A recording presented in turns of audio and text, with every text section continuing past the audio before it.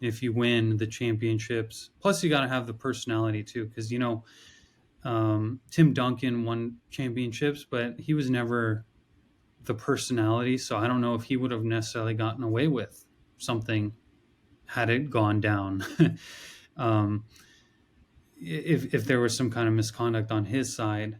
But there are some athletes that were never able to market their way out of it quite like Tiger Woods or even Michael Jordan with his gambling and other things, Kobe Bryant. Like Lance Armstrong, he just got crucified and could never Yeah. come back. And I guess it has to do with marketing. And man, I kind of feel bad for him because he had that whole Live Strong thing. Everyone was wearing the yellow bracelets. He was raising tons of money. He was doing a lot of good things. And yeah, he did cheat, but many people have cheated. And it's interesting why, depending on the sport or depending on the personality, some people are allowed to win back the love of the public, and others either aren't able to or aren't allowed to. Yeah, Lance Armstrong is a good point, and you're right. It's about how you go about painting the view of you post the accusation or post the scandal. Whatever happened with Lance Armstrong, it crushed him, and that was it. He was done. Whereas you have other athletes out there who've had much more serious accusations, and they come out of it, okay, like everything's fine and it keeps moving. So it's all about, at the end of the day, I guess, the story that you're able to tell or paint. I bet that there are roles in organizations, sports organizations, and PR, obviously, but even more specifically than PR for the team itself, but also PR for the ownership, PR for the players themselves. And different PR companies are going to be better than others and give you better or worse advice. And it may depend on the time of year, like if you do something sexual misconduct in the Me Too era, like you're going to be done for forever. Like, was that news anchor Matt Lauer and that movie producer guy? Like they're effectively done forever because it happened to them at the wrong time in terms of um, like those couple years were very intense. Whereas if it had happened now, I bet they could have recovered. So there's just some luck involved in it. Now, depending on the actually what happened, like I don't even know what happened in those cases, but I just know those are the most high profile ones that went down at the time. And how great you are, how much you've built your reputation, your public reputation at the time, because some of these people are kind of more private, uh, and then something happens to them, they try to recover. But even going back to Bill Gates, right, from Microsoft, CEO of Microsoft, if you go back and look at the news from early 2000s, he was the pariah of the United States or maybe of the world. Everybody hated him. But fast forward 20 years later, everyone's asking for advice on every single topic from technology to AI to pharmaceuticals to vaccines and all that stuff. So he was able to recreate his public persona. And by the way, he's had some serious accusations as well. And in fact, like word on the street is that his divorce has to do with things that went down at Jeffrey Epstein Island and stuff like that. So uh, yeah, I mean it's kind of weird out there. This is probably like something that would be really cool to analyze. Like why does it work for some and not for others? That I wouldn't consider Bill Gates charismatic. When obviously he's brilliant, but he doesn't draw me in when he talks. But he's brilliant. But for him to go through the things that he went through in the early 2000s, and then you have the Epstein Island type thing. The dude was getting blamed for COVID, bro. Like I saw there were people who thought he was behind it. I mean, you got blamed for COVID, man. Yet this cat, here he is, number one company in the world still. It's interesting. Yeah, and quick funny note on that is I'm gonna look up a list of the richest men in the world. Richest, well, not men, people, because I think there is a woman on there, but let me double check. So okay, uh, Here's another. This is another rival. We were talking about Apple, Google, Microsoft, but who's the richest person has just been this zigzag between Bernard Arnault, which is the Louis Vuitton owner, Jeff Bezos, and Elon Musk have been, and now Mark Zuckerberg is up there, which is crazy. His net worth 5x'd in the last year or so, about a year and a half, because Facebook was way down and now is way up. Mm. Um, but Bill Gates is number 7 now. He used to be number one for decades. Decades he was number one. Now he's number 7.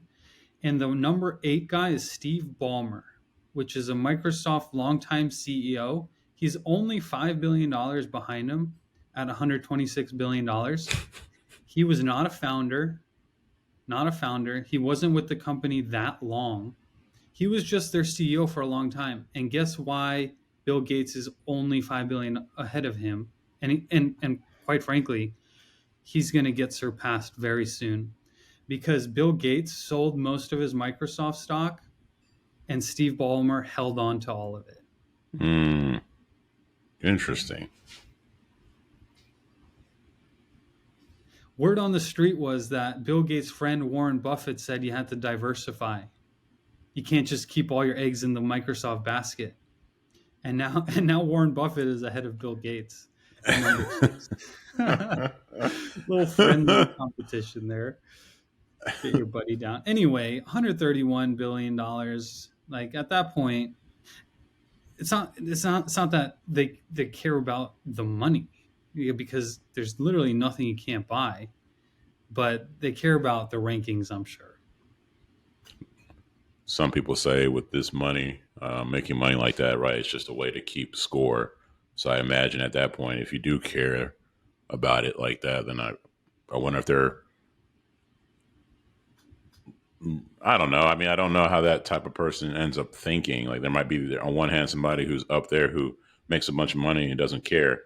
On the other hand, there might be somebody on that list like, I want to be number one, right? It's all about keeping score, which that's a whole nother topic. Well, maybe one thing that we'll talk about in a future episode is personal branding, and not that we are experts in it, and it'd just be an interesting topic to discuss further. What are these people doing, and is it just related to the individual themselves, the team around them, the connections that they have? Because if you have connections, let's say to the media infrastructure of the main companies that are around, and, like, let's say, you have the ear of Google and Facebook and all the TV stations, and somebody can do you a favor where they're not going to run a hit piece on you. That's a big advantage. So there's probably a lot that goes on into it, both from a huge level like this, international, but also from a micro level, just everyday people trying to build a business around themselves, or even market themselves for a new job or a new relationship. What does it have to do with marketing when you are marketing yourself? I think that would be a good episode. There's a lot to come. There's a lot that goes with your personal brand. I think we talked about this here recently. I mean, we in the world that we walk in, there's some people, so there's exactly what you just said. Then there's a personal brand aspect of what you're known for. Some people are known for their super long hair. Some people are known for always wearing black and being very blunt. Some people are known for telling like really dirty jokes or whatever. And the trick with these types of people and their brand, not the trick, but some of them learn to lean in to what makes them unique. Like, you want to alienate the people who don't vibe with you, because now you're going to attract those who do. And that seems like, yeah, for sure I do that, but that's easier said than done, in my opinion, when you're really coming out there with a strong, divisive comment. But yeah, that would be an interesting topic to explore. And maybe we can even tie that in as how divisive do you go depending on your tolerance for haters. Yeah, man. Like, who said it? Steve Sims said one of the best at it in the world is Trump.